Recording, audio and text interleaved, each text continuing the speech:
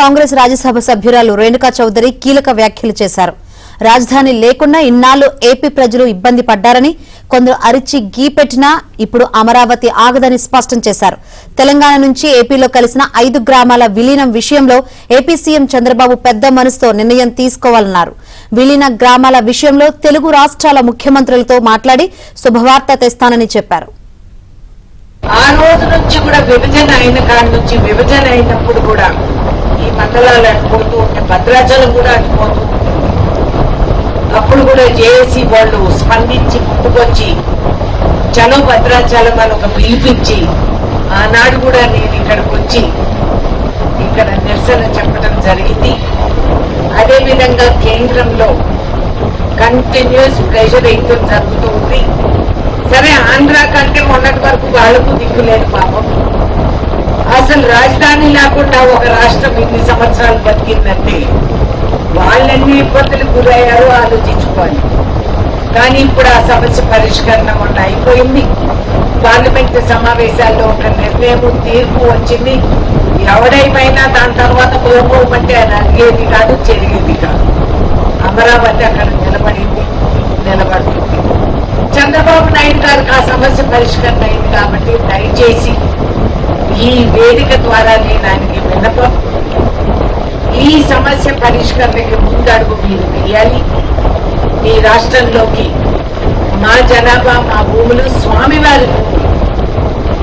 స్వామివారికి రావాల్సిన ఆదాయాలు అన్ని విధాలుగా ఆయనకి జరగాల్సిన కార్యక్రమాలు కాదని చెప్పి అక్కడ మీరు ఏర్పాటు చేసుకోవటం చాలా శోచనీయం. తెలంగాణ రాష్ట్ర ముఖ్యమంత్రి గారు మొట్టమొదటి రోజు ఆయన ప్రమాణ స్వీకారం చేసి మేమంతా కూడా కూర్చొని మాట్లాడుకుంటూ ఉండగా ఆ రోజే ఆ సందర్భంలోనే నేను ఇది గుర్తు చేయటం జరిగింది. వెంటనే ఆయన ఆర్డర్లు ఇచ్చారు. ఆయన పక్కన ఉన్న వాళ్ళకి ఇది రాసుకోండి, ఇది చాలా ఇంపార్టెంట్ సమస్య మనకని ఆ రోజే ఆయన గ్రహించారు. అతి త్వరలో ఈ సమస్య పరిష్కరణకి బహుశా ఈ ఒక వేదిక సరిపోకపోవచ్చు. ఇంకా అందరం కలుపుకొని ప్రజాస్వామ్య విధానాల్లోనే ఇది సాధించి తీరుతాము అనేది నేను మీకు ప్రమాణం చేసి చెప్తున్నాను. నా కంఠంలో ప్రాణం ఉన్నంతసేపు దీనికి మేము పోరాటం. అందరూ చేతులు కలుపుకొని ఈ జిల్లా దాటి స్వామివారి భూముల వరకు మనం నడిచెళ్ళిపోదాం.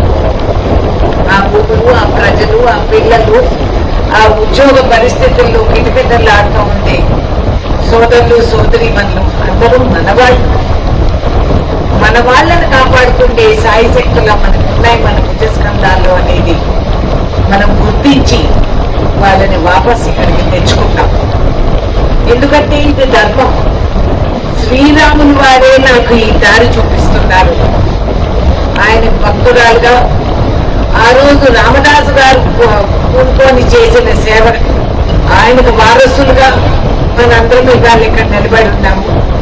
సీతమ్మ గారి పథశాలలో ఆ రోజుల్లో గుడి కట్టి నేను పైకి ఎక్కి వెళ్ళొచ్చాను అక్కడికి. పథశాల ఆ పాత గుడి పడిపోయిందని చెప్పుకొని పురాతన రాళ్లన్నీ కూడా జరిపేస్తున్నారు. ఇప్పుడు గొడవ చేసి నేను అది ఆపి సీతమ్మ అక్కడ రోజు దీపం అంటించుకుంటుంది ఆ గుడిలో. ఇంత చరిత్ర ఉన్న మనది జన చరిత్ర, మనుషులుగా మన చరిత్ర. This is our culture, our identity. ఇదే మన గుర్తింపు.